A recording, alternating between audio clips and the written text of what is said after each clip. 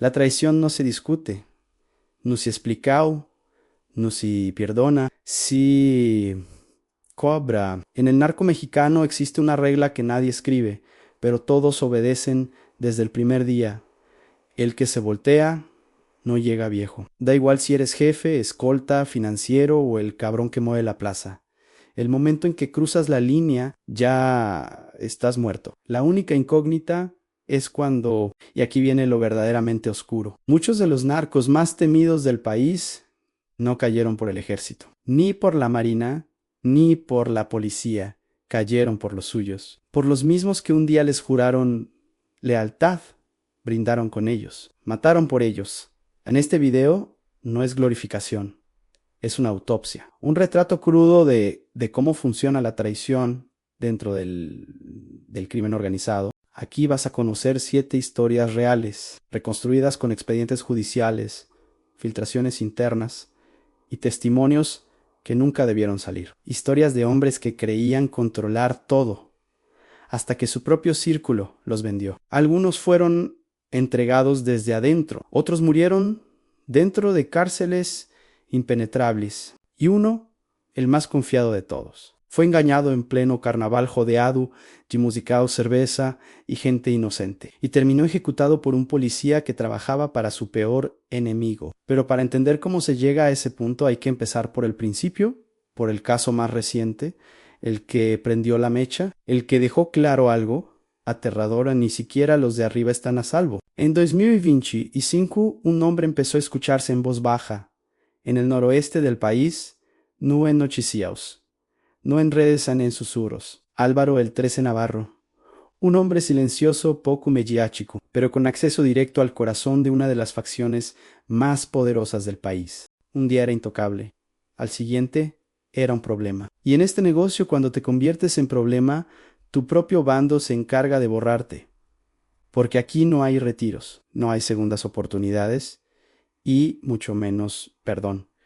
Y lo que le pasó a el 13 fue solo el primer movimiento de una guerra que todavía no termina. La madrugada en que todo se fue al carajo empezó con una llamada en corta, indirecta en 3 palabras, luego silencio. Álvaro, el 13 Navarro, no era cualquier cabrón. Era jefe de seguridad interna, el que validaba rutas, aprobaba escoltas, filtraba casas seguras y decidía quién vivía y quién estorbaba. Era el hombre que lo sabía todo. Y en este negocio, saber demasiado es una sentencia. Durante años fue un fantasma.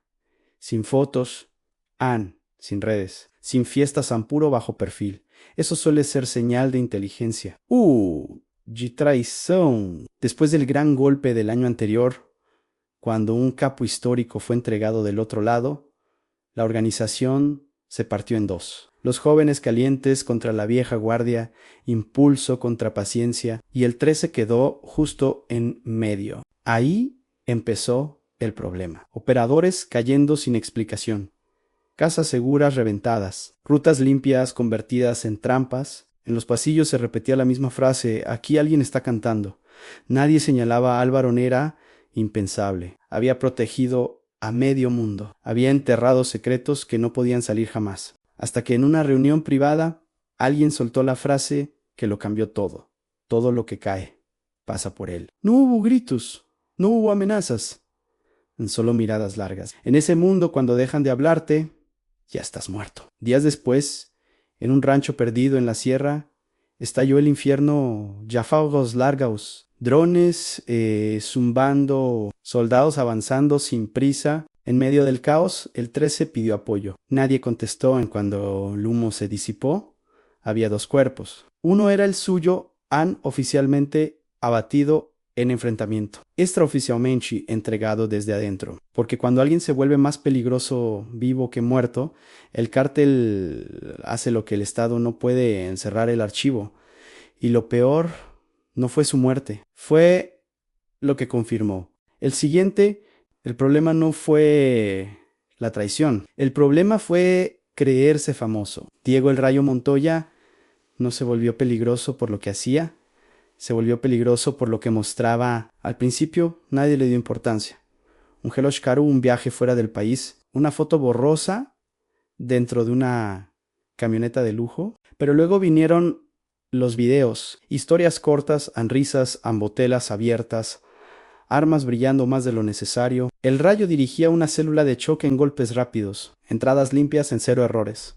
Durante años fue eficiente, silencioso. Mortalan hasta que quiso aplausos. Sus propios hombres se lo dijeron: bájale, esto no es para presumir. Así empieza la caída. Eu sí bujlavabo, mientras el jefe esté conmigo nadie me toca. Ese fue el error.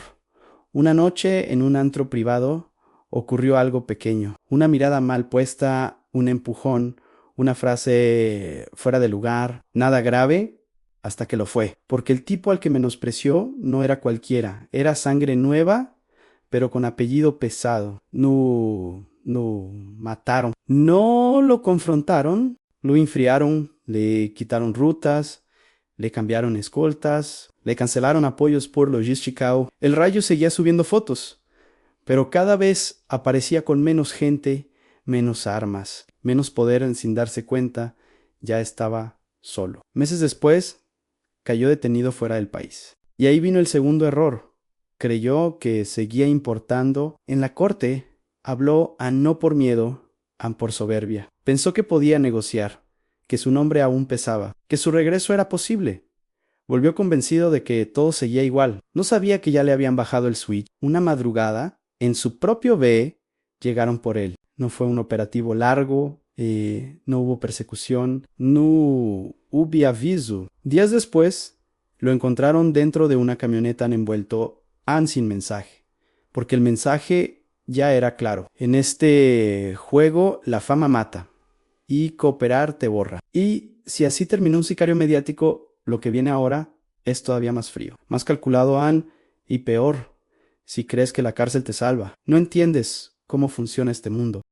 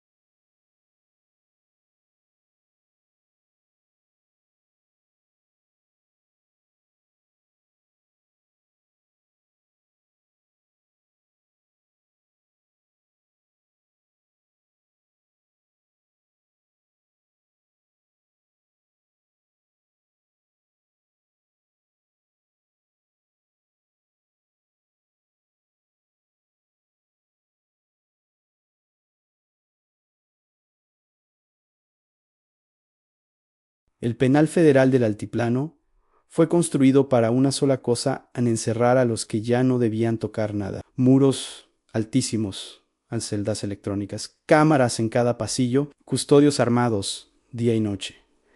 Ahí mandaban a los intocables. Ahí terminó Mauricio el Cuchillas Beltrán. En la calle era leyenda, vieja escuela de secuestros grandes, golpes quirúrgicos, alianzas con gente muy pesada. Dentro del penal no era un preso más, tenía respeto, tenía privilegios y sobre todo tenía respaldo. Mientras su aliado Mayo, Ere, estuvo libre, nadie se atrevió a mirarlo feo, pero el día que ese aliado se fugó, el Cuchillas quedó completamente expuesto. Los rumores empezaron a moverse despacio como veneno, que alguien quería mandar un mensaje, que hacía falta un muerto importante, que el altiplano no era tan seguro como decían. Y alguien puso precio. No contrataron un comando, no hubo túneles, no hubo explosivos. Eligieron la forma más barata y más efectiva en un interno. La noche del 6 de octubre, en el comedor del módulo 4, Mauricio estaba tranquilo, reían, platicaba. Bajó la guardia en error fatal. Un recluso se levantó de su mesa, encaminó sin prisa, se detuvo frente a él, sacó una pistola escondida, quién sabe cómo. 5 disparos cortos, directos en profesionales, en el penal, se congeló. Nadie gritó, a nadie ayudó, nadie preguntó nada, porque todos entendieron lo mismo. Ah, esto venía de arriba. Después se supo la verdad. El tirador había sido presionado, amenazas a su familia, dinero, promesas de protección, la receta de siempre. El mensaje fue claro: si te quedas solo. Te borran aunque estés rodeado de concreto, acero y cámaras. Pero matar a él Cuchillas no cerró la historia. La abrió en su funeral, fue multitudinario, demasiadas caras conocidas, demasiados trajes caros, demasiada tensión. Y en este mundo, cada muerte grande exige otra. Menos de 3 meses después, dentro del mismo penal, alguien con apellido pesado estaba marcado, y su ejecución iba a romper cualquier intento de contención.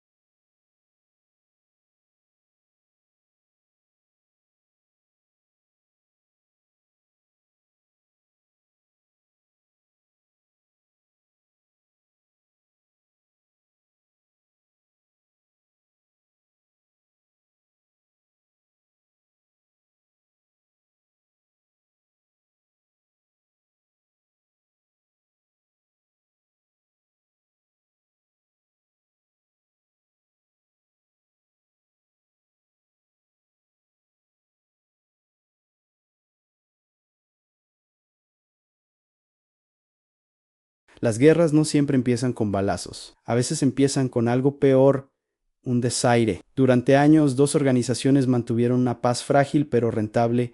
No eran amigos, eran socios forzados. Mientras el dinero fluyera y las rutas siguieran abiertas, nadie cruzaba la línea. El hombre que sostenía ese equilibrio se llamaba Héctor El Dorado Carranza. No era sicario, no era jefe de plaza, era el intermediario, el que hablaba con todos, el que apagaba incendios antes de que explotaran. Mientras él respiraba, había orden, pero ese orden ya estaba podrido. Meses antes del caos, se organizó una reunión privada para cerrar tensiones por territorios y cobros. Nada extraordinario hasta el final. El jefe del bando contrario se levantó Novak, extendió la mano.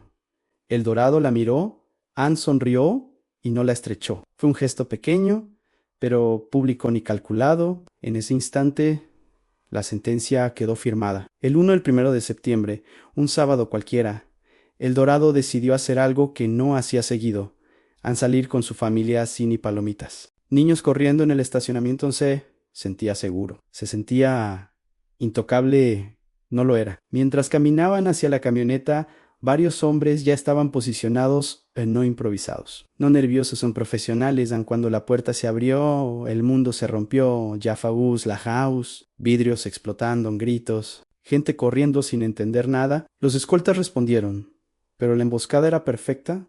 No había salida. En minutos, todo terminó. El Dorado murió ahí, mismo su esposa también. Un trabajador del estacionamiento quedó atrapado en el fuego cruzado.